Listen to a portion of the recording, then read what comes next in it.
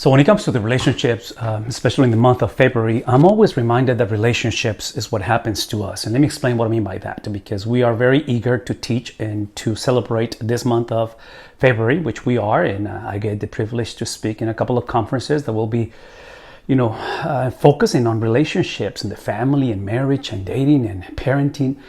Now, I really believe that relationships is what happens to us because we are the result of a very special, unique relationship. And I'm speaking of the triune God. This is the concept, the understanding that it is one God, three persons. So we believe in a triune God. I believe that's the relationship that created the world. That's the relationship that saves people.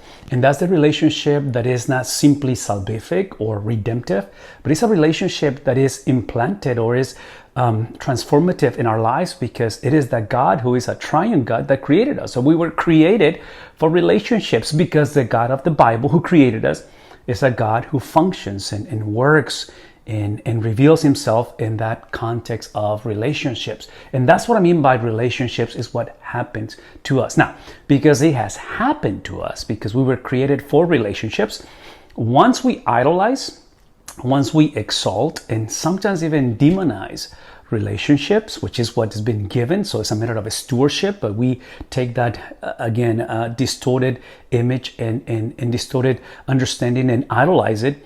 Once we do that, then we create some of the deepest of struggles and pains for our lives. Because if you think about relationships, it's one of the greatest joys because we are emulating, we are following the blueprint of the original design, which is God.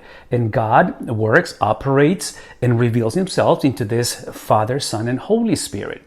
Once we deviate from that as the foundation, this is why I said that this is a cornerstone understanding. Once we do that and we exalt it, we get to the place of idolizing relationships. We become slaves of the one thing that we were entrusted to manage, to steward. And this is why the foundation of our lives is really the stewardship of those relationships. There's a design that was given, created by God, and has been entrusted to us. So the question is not whether we're going to relate to one another.